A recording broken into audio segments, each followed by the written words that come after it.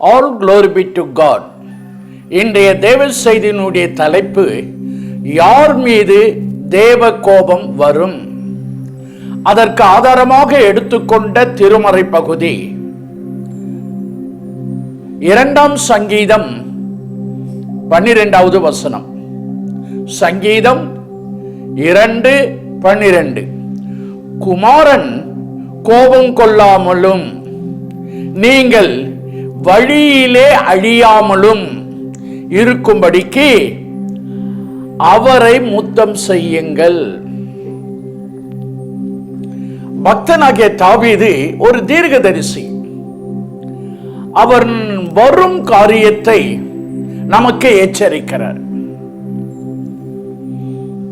பக்தனாகிய தாவீது என்ன கூறுகிறார்? நீங்கள் ஆராதிக்கும் போது இயேசு கிறிஸ்துவை தேவனுடைய நித்திய குமாரனாக அங்கீகரித்து ஆராதியுங்கள். கர்த்தருக்கு மகிமை உண்டாகட்டும். அது மட்டுமல்ல, அந்த வேத வசனத்தில் 2 காரியங்களை, 2 சுபாவங்களை அங்கே திட்டவட்டமாக பேசுகிறார். ஒன்று, அவருடைய அன்பு. நீங்கள் அண்டிக் கொண்டால் உங்களுக்கு பாதுகாப்பு, நீங்கள் அண்டிக் கொண்டால் உங்களுக்கு அடைக்கலம், நீங்கள் முத்தம் செய்தால் உங்களுக்கு மன்னிப்பு. யாருக்கு? அவருடைய கோபம் பற்றி எரியும். ஒரு பக்கம் இயேசு கிறிஸ்துவினுடைய அன்பை விவரித்து, இன்னொன்று கோபத்தை குறித்து பேசுகிறார். எனக்கு பிரியமானவர்களே, குமாரன் கோபம் கொள்ளாமலும், குமாரனுடைய கோபம் பற்றி எரியும் போது நீங்களும் நானும் வழியிலே அழிந்துவிடக் கூடாது. அன்பின் குமாரனை, கல்வாரியில் நமக்காக ஜீவனை தந்த நல்ல மேய்ப்பரை, அந்த மணவாளனை, ஜீவாதிபதியை கோபப்படுத்தலாமா? கோபப்படுத்தினால் ஆபத்து. பரம கானானை நோக்கி நீங்கள் நானும் போய்கொண்டிருக்கிறோம். அப்படி பரம கானானை நோக்கி போய்கொண்டிருக்கும் வழியிலே நாம் அழிந்து விடுவது தேவ சித்தம் அல்ல. நாம் வழியிலே அழிந்து விடக்கூடாது. அவருடைய கோபம் பற்றி எரிகிறது.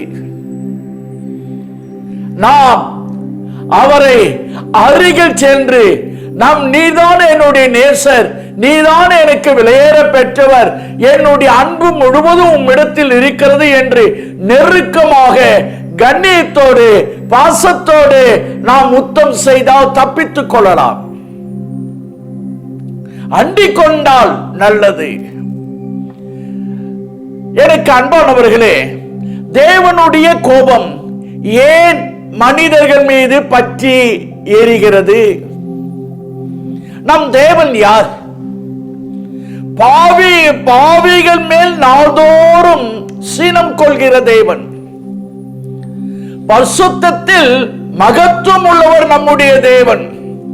பாவத்தை கஞ்சாடையாக கண்டு காணாமல் விட்டு விடுகிற, போய்விடுகிற தேவன் அல்ல. பாவம் செய்தவர்கள் மீது, தன் வார்த்தைக்கு கீழ்ப்படியாதவர்கள் மீது, எதிர்த்து நிற்பவர்கள் மீது தேவ கோபம் மூழ்கிறது. தேவனுக்கே மகிமை உண்டாகட்டும். நீங்கள் திருமறையை சற்று நிதானமாக தியானித்து பார்த்தால், தேவனுடைய கோபம் தனிப்பட்டவர்கள் மீது வந்திருக்கிறது. கீழ்ப்படியாத, அடங்காத, எதிர்த்து நிற்கிற ஜனங்கள் மீது தேவ கோபம் வந்தது. 3, தேசத்தின் மீது தேவ கோபம் வந்தது. சற்று விவரிக்கிறேன். தனிப்பட்ட நபர் மீது, என்னாகமம் 22 அதிகாரம் 23வது வசனம். அங்கு பீலையாம் மீது தேவ கோபம் வந்தது. காரணம் என்ன? பிலேயாம் தேவ ஜனங்களை சபிக்கும்படியாக போகிறான்.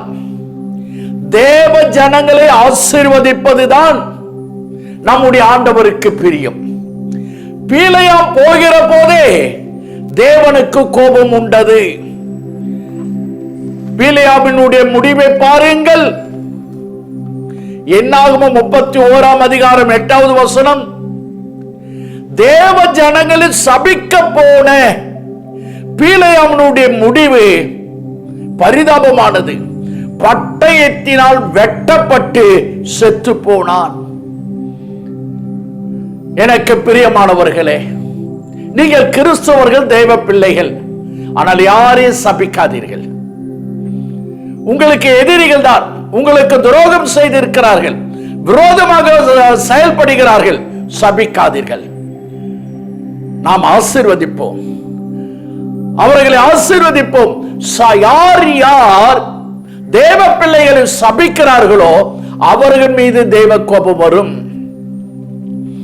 என்னாகமம் 12ஆம் அதிகாரம் 9வது வசனம் வாசித்து பாருங்கள்.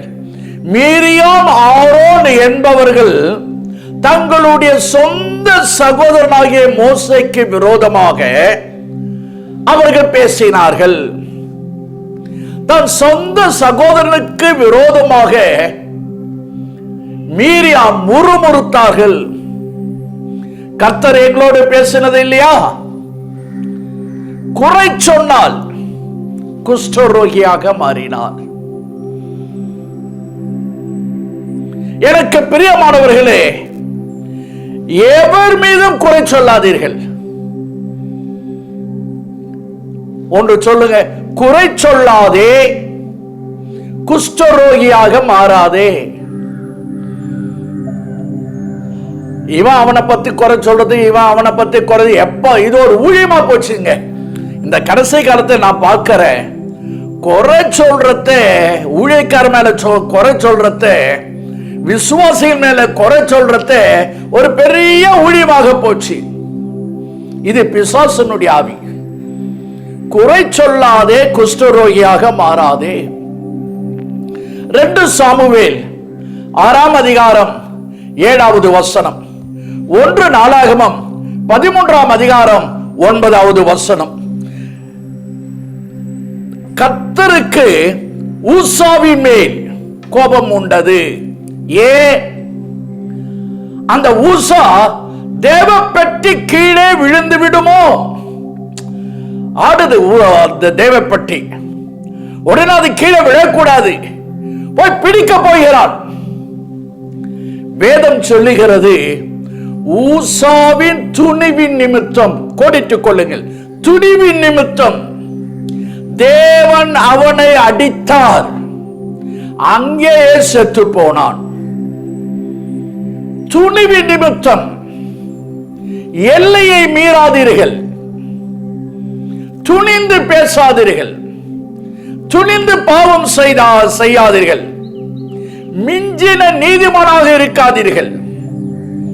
இனி நிறைய பேர் பார்க்கிறேன், மிதமிஞ்சி பேசுவாங்க.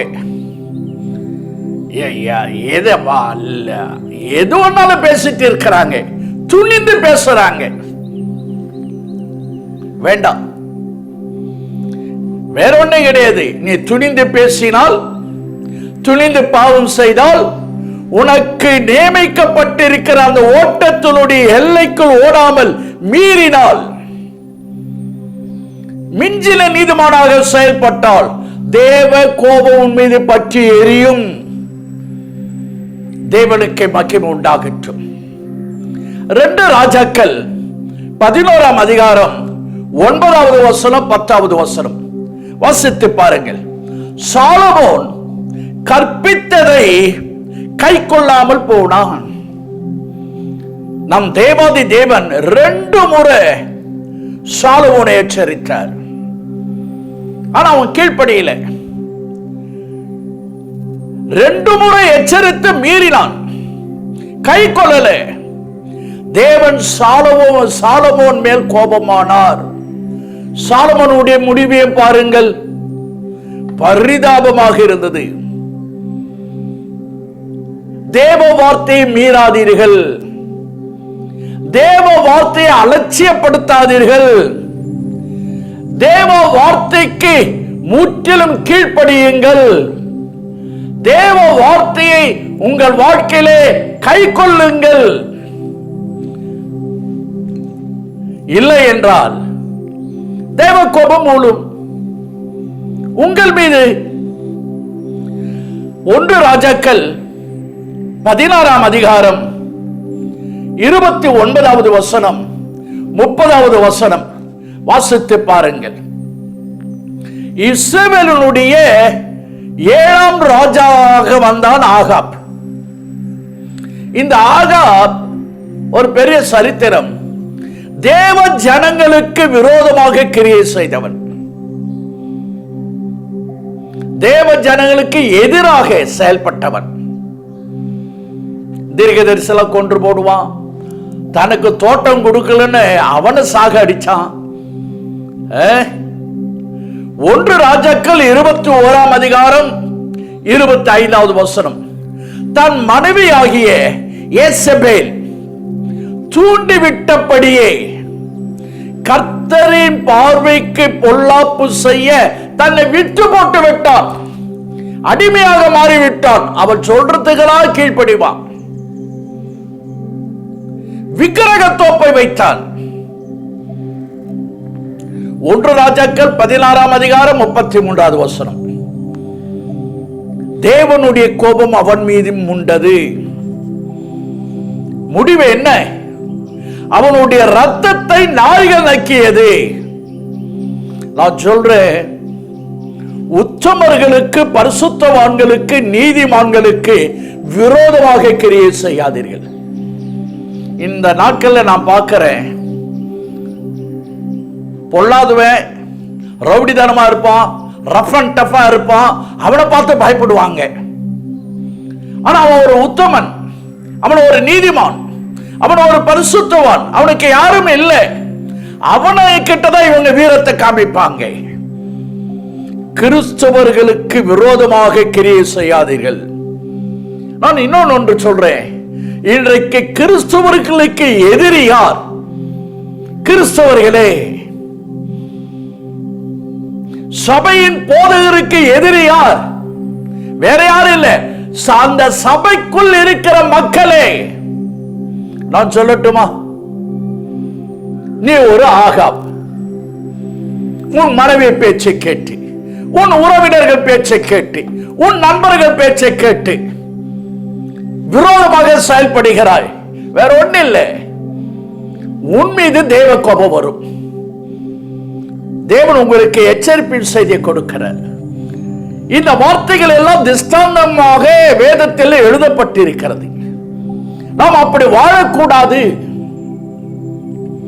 2 ராஜாக்கள் 12ஆம் அதிகாரம் 21வது வசனம். யூதாவில் அமித்சியா ராஜா என்று ஒருவன் இருந்தான். அவன் அந்நிய தெய்வங்களை பின்பற்றினான். நீங்க கிறிஸ்தவர்கள், இயேசுதான் தெய்வம், பிதா குமார் பரிசுத்த ஆவியின் பெயரில் ஞானஸ்நானம் பெற்றிருக்கிறீர்கள். ஆனால் அந்நியருடைய தெய்வத்தை நீங்க பின்பற்றுகிறீர்களா? இல்லைங்க, அவங்க கூப்பிட்டாங்க வேளாங்கண்ணிக்கு நான் போனேன். இல்லைங்க, என் ஃப்ரெண்டு திருப்பதிக்கு போனா அதனால நான் போனேன். இல்லைங்க, அவங்க கிஃப்டா கொடுத்தாங்க அதனால வீட்டில் வச்சு இருக்கிறேன். 2 ராஜாக்கள் 13ஆம் அதிகாரம் 3வது வசனம். கர்த்தருக்கு கோபம் உண்டது. நீங்க விக்கிரகத்தை பின்பற்றினால், விக்கிரகத்தை சென்று பார்த்தால், அதை யாரோ கிஃப்டா கொடுக்க வீட்டில் வச்சு வேற ஒண்ணு இல்லை, தேவ கோபம் வரும், வழியிலே அழிந்து போவீர்கள். யெரொபெயாம் மீது தேவ கோபம் வந்தது. இவன் யார் தெரியுமா? இஸ்ரவேல் ஜனங்களை பாவம் செய்ய வைத்தான், பாவம் செய்ய தூண்டினான். நீங்க யாராகிலும் பாவம் செய்ய, அக்கிரமம் செய்ய, அநியாயம் செய்ய, பொய் சொல்ல நீங்க தூண்டுறீங்களா, என்கரேஜ் பண்றீங்களா? அதுதான் யெரொபெயாமின் ஆவி. அவனுடைய ராஜ்யபாரம் பிடுங்கப்பட்டது. நான் சொல்றேன், நீ யாராயிலும் ஒருவர் வேறு ஒருவனை பாவம் செய்ய தூண்டினால் உன்னுடைய மேன்மை, உயர்வு, செழிப்பு, ஏன் வேலை கூட பிடுங்கப்படும். தேவனுக்கே மகிமை உண்டாகட்டும். இந்த அமலேக்கர்கள் மீது தேவ கோபம் உண்டது. இந்த அமலேக்கர்கள் யார்? இந்த அமலேக்கர்கள் தேவ ஜனங்கள் பிரயாணத்திலே செல்லும் போது வழிமறித்து தொல்லை கொடுப்பவர்கள். இந்த அமலேக்கர்கள் பாவிகள். இந்த அமலேக்கர்கள் தேவனுக்கு பயப்படாதவர்கள். உங்களுக்கு தேவ பக்தி இருக்கு, ஆனா தேவ பயம் இருக்கா? நான் ஒன்னு சொல்றேன், ஒரு கிறிஸ்தவனுக்கு தேவ பக்தி இருக்கணும், தேவ பயமும் இருக்கணும். இந்த அமலேக்கர்கள் யார்? பிரயாணத்தில் போய்கொண்டிருக்கும் போது பலவீனரை வெட்டி போடுவார்கள். இப்ப நிறைய பேரை பாருங்களா, நிறைய சொந்தக்காரங்க இருந்தா அவங்க கிட்டவே போக மாட்டாங்க. அவனுக்கு யாருமே சொந்தக்காரன் இருக்க மாட்டான். தோத்திரம் தோத்திரம் சொல்லுவான், அவனை போயிட்டு வம்பு கொடுப்பாங்க. ஏன்னா நான் அச்சி போட்டா உன்னை கேட்கத்த ஆள் யாரும் இல்லை. அதுதான் அமலேக்கருடைய சுபாவம். இந்த அமலேக்கர்கள் தேவ சிங்காசனத்துக்கு விரோதமாக கிரியை செய்பவர்கள். யார் தேவ சிங்காசனத்தை போவாங்க? நீதிமான் போவான், பரிசுத்தவான் போனா, தேவனையே அண்டிக் கொண்டிருக்கிற மனிதன் போவான். அதற்கு எதிராக செயல்படுகிறவர்கள். இந்த சவுல் இந்த அமலேக்கர்களை அழிக்கவில்லை. என்ன நடந்து தெரியுமா? அதனால்தான் இந்த சவுல் அமலேக்கரின் கையிலே செத்து போனான். தேவனுக்கே மகிமை உண்டாகட்டும். கீழ்ப்படியாத முரட்டாட்டம் உள்ள ஜனங்கள் மீது தேவ கோபம் வந்தது. இஸ்ரவேல் ஜனங்களை எடுத்துக்கொள்ளலாம். அடிமைதன வீடாகிய அந்த பாவம் என்பதில் இருந்து, அந்த எகிப்தில் இருந்து தேவாதி தேவன் விடுதலையாக்கி கொண்டு வருகிறார். இப்ப வனாந்தரத்திலே பிரயாணம் செய்கிறார்கள். எகிப்தில் எவ்வளவு அற்புதத்தை செய்தார் அவர்களுக்கு. சங்கீதம் 106:29. 10 முறை ஆண்டவரை பரீட்சை பார்த்தார்கள். ஆண்டவரை எதை செய்தாலும் ஆண்டவருக்கு முறுமுறுத்தார்கள். ஆண்டவர் எவ்வளவுதான் அவர் அவர்களுக்கு உதவி செய்து ஆதரவு கொடுத்தாலும் முறையிட்டார்கள். ஆண்டவரை எதிர்த்து கேள்வி கேட்டார்கள். அருவருப்பான காரியங்களை செய்தார்கள். மாயையான காரியங்களை செய்தார்கள். மாயான காரியங்களை பின்பற்றினார்கள். கர்த்தருக்கு உடைய முரட்டாட்டம் காண்பித்தார்கள். இவர்களுடைய மீறுதல்களினால், கீழ்ப்படியாதபடியினால், முறுமுறுப்பினால், முறையிட்டதினால் தேவனுடைய கோபம் அவர்கள் மீது வந்தது. என்ன சம்பவித்தது? அதே 106 சங்கீதம் 40வது வசனம். சங்கீதம் 106:40. கர்த்தர் தமது கோபத்தினால் தமது சுதந்திரத்தை அருவருத்தார். சத்துருடைய கையில இந்த இஸ்ரவேல் ஜனங்களை ஹேண்ட் ஓவர் பண்ணிட்டார். இளைப்பாறுதலில் பிரவேசிப்பது இல்லை என்றார். வேதம் கூறுகிறது, வனாந்தரத்திலே அவர்கள் விழுந்து மரித்தார்கள், மடிந்து போனார்கள். தேவனுக்கே மகிமை உண்டாகட்டும். யாரும் முறுமுறுக்காதீர்கள், முறையிடாதீர்கள், தேவனுக்கு எதிர்த்து கேள்வி கேட்காதீங்க, மாயான காரியங்களை பின்பற்றாதீர்கள். கர்த்தருக்கு ஸ்தோத்திரம். இல்லை என்றால் தேவ கோபம் உங்கள் மீது வரும். இந்த புதிய ஏற்பாட்டில் சில வார்த்தைகளை நான் சொல்லட்டும். யோவான் 3:36 கடைசி பகுதி. குமாரனாகிய இயேசுவை விசுவாசிக்காதபடியால் தேவனுடைய கோபம் அவர்கள் மீது வந்தது. விசுவாசமே இல்லை இயேசு மேல. அவர் கொடுத்த வேத புத்தகத்தின் மீது, வார்த்தை மீது விசுவாசம் இல்லை, சந்தேகப்படுறாங்க. நீங்க சொல்லணும், நான் சந்தேகப்பட மாட்டேன், சந்தேக பேர் வழியாக வாழ மாட்டேன். ரோமர் 1:18 சத்தியத்தை அநியாயத்தினாலே அடக்கி வைப்பவர்கள் மீது தேவ கோபம் வானத்தில் இருந்து வெளிப்படுத்தப்பட்டிருக்கிறது. ரோமர் 1:18 சத்தியத்தை சத்தியமாக போதிக்காதவர்கள் மீது. ஏன் அவங்க சத்தியத்தை சத்தியமா பிராங்கா போல்டா தைரியமா பேசல? மனுஷனை பிரியப்படுத்த விட்டு கொடுத்து அட்ஜஸ்ட் பண்ணி பேசுறாங்க. பணத்தை சம்பாதிக்கணும், சத்தியம் இவங்களுக்கு தெரியும். பணத்தை சம்பாதிப்பதற்கு நிறைய ஜனங்கள் வரணும். உலக பொருளுக்காக சத்தியத்தை மூடி மறைத்து பேசுவாங்க. இந்த கடைசி காலத்தில் அதெல்லாம் நிறைய இருக்கு, நிறைய சபையில் இருக்கு, இடம் ஃபுல்லா நிரம்புதுங்க. அதுதான் சொல்றாங்களே தவிர சத்தியத்தை சத்தியமாக பேசுகிறார்களா? ஒரு கிறிஸ்துவன், ஒரு விசுவாசி எப்படி வாழ வேண்டும் என்பதை போதிக்கிறார்களா? நீ எப்படி வேணாலும் வாழு, அப்படி அல்ல. இப்படிதான் வாழணும், இப்படிதான் பேசணும், இப்படிதான் உடை உடுத்தணும், இப்படிதான் மற்றவர்களோடு கூட உறவு வைக்கணும். எல்லாம் பைபிள்ல இருக்கு. ரோமர் 2:8 வாசித்து பாருங்க. சண்டைக்காரராக இருந்து சத்தியத்திற்கு கீழ்ப்படியாமல் அநியாயத்திற்கு கீழ்ப்படிந்தவர்கள் மீது தேவ கோபம் வரும்.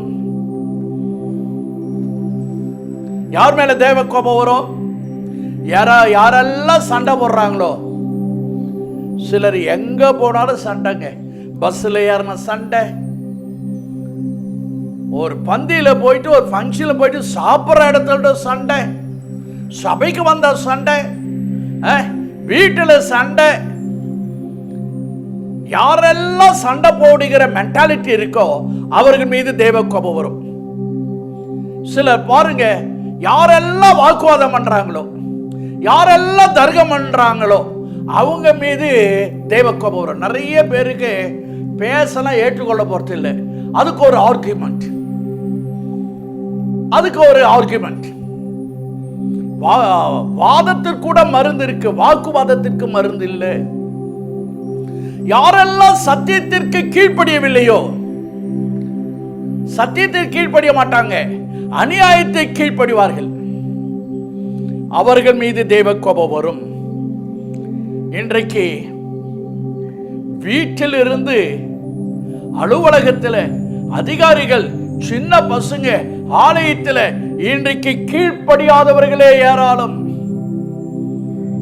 S or no? புருஷனுக்கு கீழ்ப்படுகிறீங்களா? மனைவி கீழ்ப்படுகிறீங்களா? பிள்ளைகள் பெற்றோர் கீழ்ப்படுகிறார்களா? வேலை ஸ்தலத்தில் அதிகாரி கீழ்ப்படுகிறீர்களா? வேலைக்காரர்கள் எஜமான கீழ்ப்படுகிறீர்களா? ஆலயத்தில் போதகர் கீழ்ப்படுகிறீர்களா? கீழ்ப்படிதலே கிடையாது. அவன் என்ன சொல்றது, நான் என்ன கேட்கறது? நான மனுஷன்தான். ஏன்? எபேசியர் 2:2 ஆகாயத்தின் அதிகார பிரபுவின் ஆவிதான் அவர்களை அலைக்கழிக்கிறது. பிசாசு தான் அலைக்கழிக்கிறான். ஆகவேதான் தேவ கோபம் வருகிறது. யார் மீது தேவ கோபம் வருகிறது? எபிரேயர் 10:26 சத்தியத்தை அறியாத நாட்களிலே நீங்கள் பாவம் செய்தீர்கள். அது அறியாத நாட்கள், ஆனால் தப்பு தண்டா செய்தீங்க. இப்போ சத்தியத்தை நன்றாக அறிந்த பிறகு நான் சந்தோஷமா சொல்றேன், இன்றைக்கு டிவியை திருப்பினாலே சத்தியம்தான். பல சேனல்ல தேவ வார்த்தை பிரசங்கிக்கப்படுது. எங்க பார்த்தாலும் இயேசுனுடைய மீட்டிங் தான், சபையில பிரசங்கம், பைபிள் ஸ்டடி. ஆனா இவ்வளவு சத்தியத்தை கேட்டும் நீங்கள் பாவம் செய்தா தேவ கோபம் வரும். பொய் பேசுவது பாவம் என்று தெரிகிறது. ஆனா இனி பொய் பேசிட்டு தான் இருக்கிறாங்க. ஒருவன் இன்னொருவனை ஏமாற்றுவது பாவம் என்று தெரிகிறது, ஆனால் ஏமாற்றிக் கொண்டுதான் இருக்கிறார்கள். லஞ்சம் வாங்குவது பாவம் என்று தெரிகிறது, ஆனால் லஞ்சம் வாங்கி கொண்டுதான் இருக்கிறார்கள். கர்த்தரை கனப்படுத்தணும், துதிக்கணும், தோத்திரம் பண்ணணும், புகழணும், அவரை மகிமைப்படுத்தணும், உயர்த்தணும் என்று தெரிகிறது சத்தியம். ஆனால் அவரை கனவீனப்படுத்துகிறார்கள். இப்படிப்பட்டவர்கள் மீது தேவ கோபம் வரும். குமாரனுடைய கோபம். மார்க் 3ஆம் அதிகாரம் 5வது வசனம். கர்த்தராகிய இயேசு கிறிஸ்து கோபத்தோடு பார்த்தாராம். ஏன் அங்க கோபப்பட்டார்? அவர்களுடைய இருதய கடினத்தின் நிமித்தம். பாவம், அவங்க ரொம்ப கஷ்டப்படுறான், அதை விட்டுட்டாங்க. இந்த நாளிலே அவனுக்கு அற்புதம் செய்யலாமா? அவன் படுற கஷ்டத்தை பார்த்து ஒரு பரிதாபம் இருக்க வேண்டாம்? மற்றவருடைய கஷ்டத்தை, மற்றவருடைய வேதனையை, மற்றவர்களுடைய பிரச்சனைகளை புரிந்து கொள்ளாதவன் மனிதனே அல்ல. ஆகவேதான் இயேசு கோபப்பட்டார். இயேசு அங்க ஒரு அற்புதத்தை செய்தார். அவர்களுடைய இருதய கடினமாக இருக்கிறது. இன்றைக்கு ஏராளமான மனிதர்களுடைய இருதயம் கடினத்தோடு இருக்கிறபடினால் பொல்லாப்பு செய்கிறார்கள். மனிதன் இந்நாட்களிலே தவறான முடிவை எடுக்கிறானே, காரணம் என்ன? இருதயம் கடினமா போச்சு, பார்வடை போல. இன்றைக்கு மனிதன் துணிகரமான பாவத்தை செய்யறான காரணம் என்ன? இருதய கடினம். இன்றைக்கு மனிதன் துடிக்க துடிக்க வெட்டி போடுறான், கொலை செய்யறான். ஏன்? இருதய கடினம். இன்றைக்கு மனிதன் அக்கா தங்கச்சியோட அம்மா பிறந்தவன் இன்றைக்கு ஒரு பெண்ணை கற்பழிக்கிறான். ஏன்? அவனுடைய இருதய கடினம். இன்றைக்கு மனிதன் தேவன் கொடுத்த ஜீவனை தற்கொலை செய்து கொண்டு சாகிறான். ஏன்? அந்த இருதய கடினத்தினாலதான் அவன் தற்கொலை செய்யறான். நான் தாழ்மையோடு சொல்றேன், இன்று கர்த்தர் உங்க இருதயத்தில் இருக்கிற கடினத்தை மாற்ற வந்திருக்கிறார். கர்த்தர் அந்த இருதயத்தின் கடினத்தை மாற்ற வந்திருக்கிறார். பிரியமானவர்களே, யாருடைய இருதய கடினப்படும்? கர்த்தருடைய வார்த்தைக்கு கீழ்ப்படியாதவர்களுடைய இருதயம்.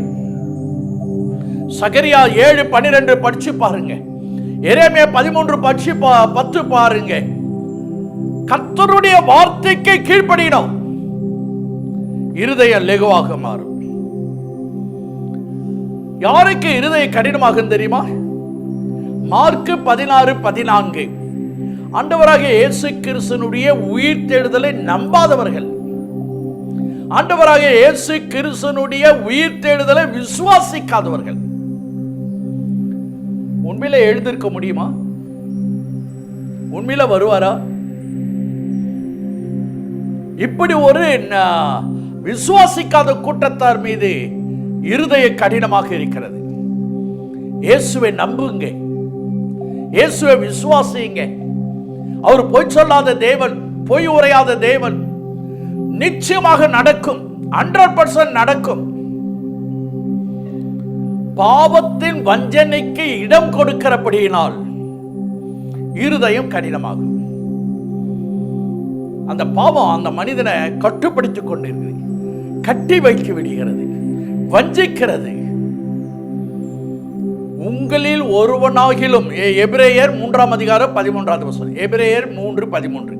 உங்களில் ஒருவனாகிலும் பாவத்தின் வஞ்சனையினாலே கடினப்பட்டு போகாதபடிக்கு. பாவத்தினுடைய வஞ்சனை மனிதனை வஞ்சிக்கிறது.